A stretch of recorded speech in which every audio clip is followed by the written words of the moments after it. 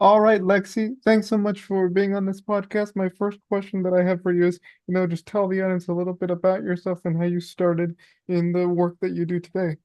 Yes, my name is Lexi. I'm an occupational therapist. I currently work in private practice and I see clients privately who are primarily neurodivergent through the lifespan. So my clients are like 2 to 50 plus at this point.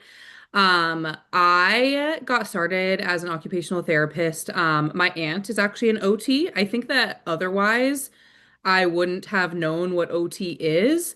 Growing up, I knew that I wanted to be in a field where I wasn't like sitting at a desk all day or like just yeah, like an office job. I like didn't picture that for myself. I wanted to be working with people. And so I feel like healthcare is kind of an obvious route. However, I like wasn't interested in like sticking people with needles or like hurting them and I wanted to help them. And so I have an aunt that's an OT, I have an aunt that's a PT, and I shadowed both of them and I kind of was drawn towards occupational therapy. Um and I after I graduated OT school, I spent about like 8 years in 0 to 3. So I have a lot of experience with infants and toddlers. And yeah, that led me into private practice. What about the modalities? What sorts of modalities do you use? Yes. So like at this time working with neurodivergent people, do like I do like sensory processing work and executive function supports. As an OT, I work on like ADLs. So activities of daily living are the things that you do all day throughout your life, like the things that you need to do to live.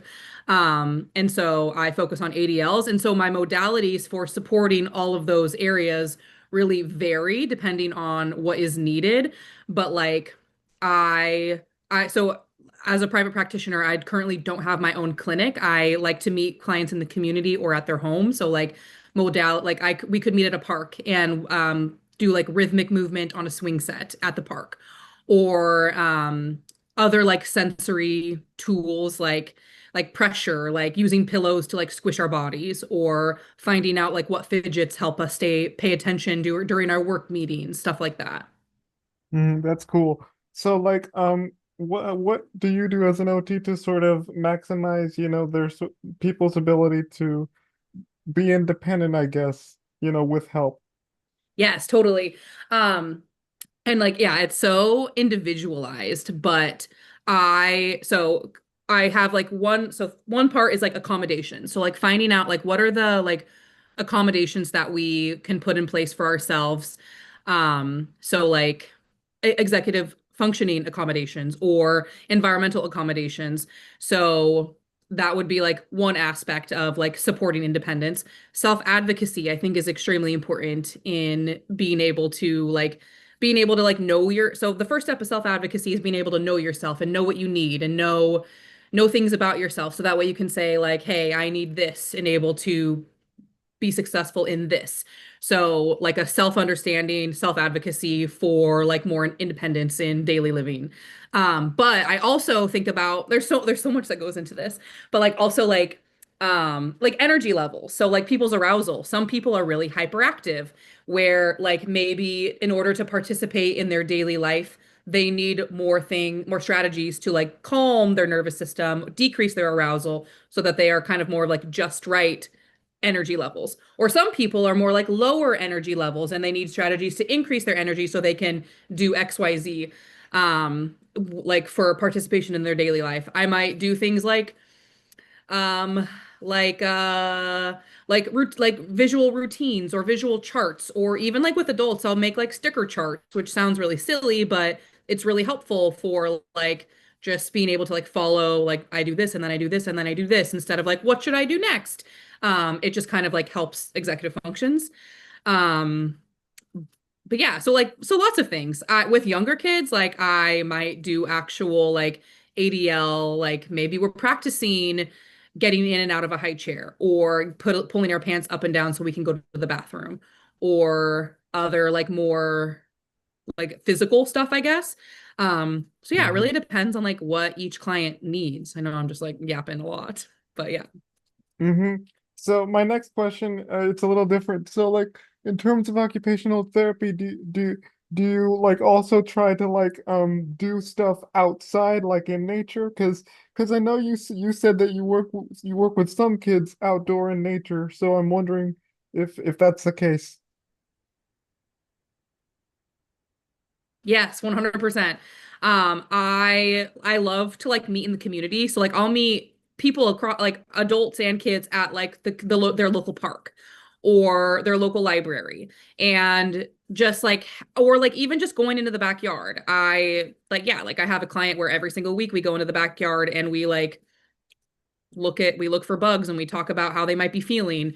And just like this being outside is so regulating, meaning that like if I have a hyperactive kid inside and we go outside and play in the dirt, like it's just very regulating, it's calming.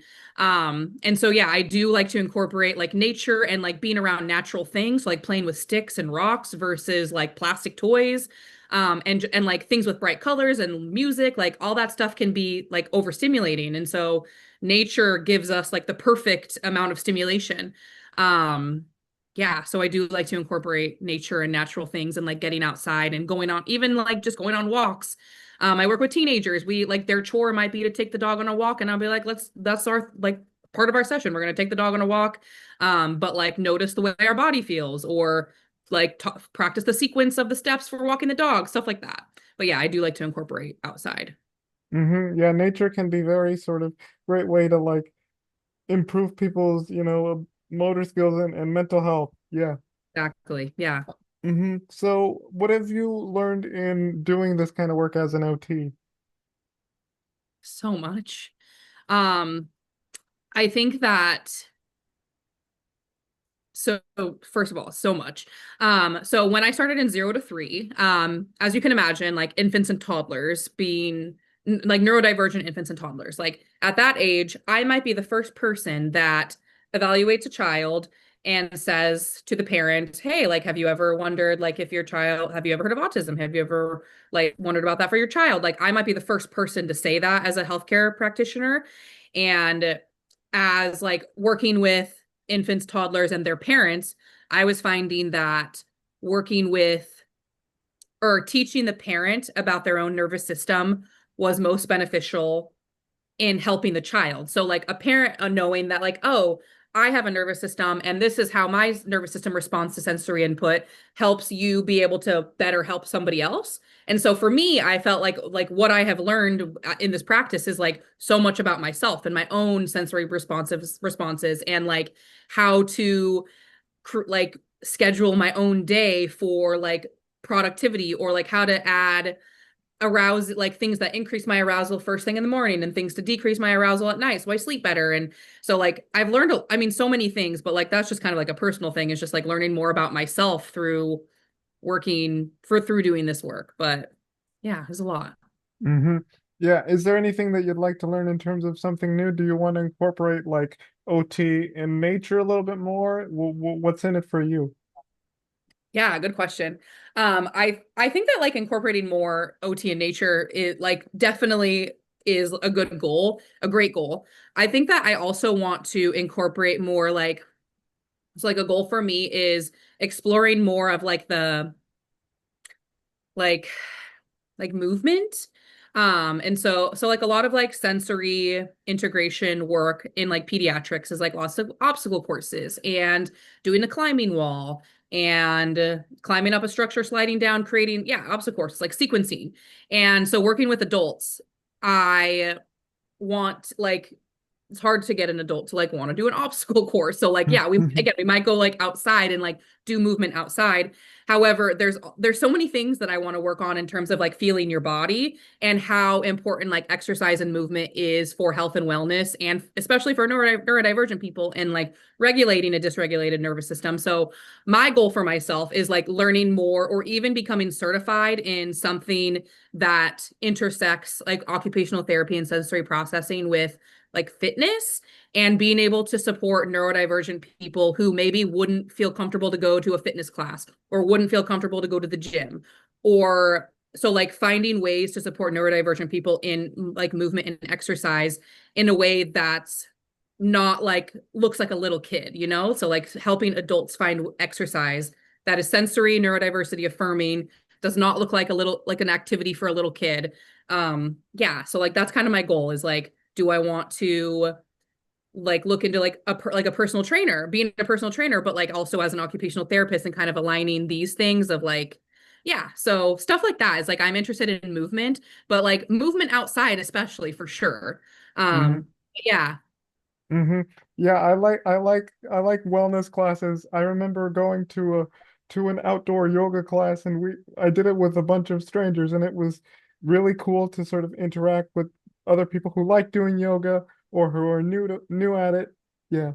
Yeah, I love that. That is so awesome. And like I feel like having it be outside feels to me like seems more accessible in some ways. So like accessible from like a mental like executive functioning standpoint is like feeling more like in an open space with fresh air versus like an enclosed yoga studio where like people might feel like a fear of being perceived. Yeah, I have a lot of clients that like would not feel comfortable in a yoga studio, but like an outdoor yoga class, yeah, that could be easier for a lot of clients of mine. Yeah. So my Mhm. next question is, was there like some sort of mentor that you looked up to that you said, I want to be like this person? Yes. Um, so my like my like OT person that I really look up to is a provider named, she's like, I've attended a couple of her courses. She doesn't know who I am or anything, but like she's like my shining OT person is her name is Kim Barthel.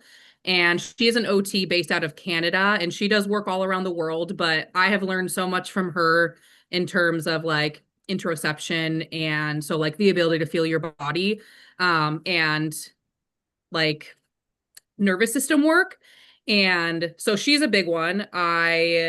In terms of like neurodiversity affirming, so I when I became an OT 10 years ago, like therapy for autism looks a lot different then than it did now. And so a lot of that knowledge of like being like more neurodiversity affirming versus like this is a disorder that we have to fix. That's kind of like how we looked at it 10 years ago. Now we look at it as this is something that we can accommodate and like there's so much human like variety in the human experience and so like how there's not one way that humans have to behave and act and look and yeah there's just variety and how that's good and that makes yeah it's good so the now I'm going to forget her name but there is an OT who I really look up to in terms of like learning more about like neurodiversity affirming and learning more from autistic people versus just researchers who study autism. Um, and so the program that like is called Learn, Play, Thrive, and I don't remember the OT's name, but that's another great like shining star goal. Yeah. Hmm. Um, yeah. Yeah. So lastly, what tips of advice would you give to those, especially up and coming OT therapists that want to, do what you're doing, like incorporate, like, yeah, not just work with kids, but also like work with kids in nature or that kind of stuff. Yeah.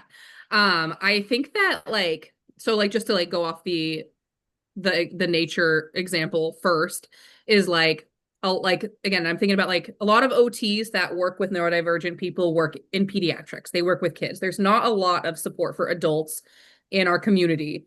And so in pediatric sessions like I think that I want like this is I want to say like just go outside, which is easier said than done because I think Hmm. that as therapists we can get like stuck in like we have to be like in the clinic doing the things when like in reality like I think that finding ways to just get outside more frequently during therapy sessions also living in this area like the weather is not always going to be compliant with outdoor therapy so like being able to bring natural stuff into like the clinic or into your session. So like stacking with what outdoor stuff rocks. Or like so just playing with more natural things versus just like brightly colored plastic music making toys. Um it would be like another thing, but okay. And then the original question, I was going off the nature. The original question was like thoughts and advice for like upcoming OTs. So Yeah. yes, I would say definitely, yeah, like incorporating more outside is like so valuable. Um, More time outside and yeah, things incorporating more things with nature. But like I'm trying to think of like other advice for upcoming OTs would be to just like I mean, this could be advice for like anybody, any healthcare professional, but just that like I think that working with like people with autism that like there can be like a little bit of uncertainty or like how Mm-hmm. do I interact with this person or how do I engage with this person who's like maybe doesn't engage with me in the like a way that I would expect is like just this thought that like we're all humans and all humans are deserving of respect and are deserving of like somebody who will listen and so like just being somebody I always say that, sorry, I'm like going all over. I always say that like my goal at the end of my therapy sessions is that my clients would feel more regulated. So meaning that they wouldn't be like hyperactive, they wouldn't be sleepy, they would be kind of like just right. And so using relationship to kind of achieve a just right state of regulation. So like prioritizing relationship over anything, I think is the most important aspect of therapy and occupational therapy. So I guess that would be my advice for upcoming OTs or other healthcare practitioners that like the relationship goes such a long way. And if you don't have a good relationship with your client, you will not make good progress with them. Um, Having a good relationship involves mutual respect. So like if you tell me no, I'm going to respect you. I'm not going to say, well, how about we do two more and then we can be all done. Like Mm-hmm. so like being able to like have this mutual respect even with a like a really young pediatric client and like when you respect them they respect you and so like Right. working on relationship and respect and listening and knowing that communication doesn't always come in the form of stop, I don't like that. It might come in the form of I'm going to scream and run and hit and being like, oh, yeah, it looks like you don't want to do that. Cool, let's Mm-hmm. do something different. And just kind of like instead of punishing that communication, which maybe looks like running, hitting, screaming, we can say, oh yeah, you're telling me that you don't want to do that. So like thinking of those behaviors as communication. And that also helps facilitate the relationship and the respect of like a person who's non-speaking being like, oh, you see me, you hear me, you know what I'm saying without me having to say it. But yeah, that stuff does take a lot of energy and a lot of work for a provider, but it's so important in making progress. That was a Mm-hmm. lot. All right. Okie dokie.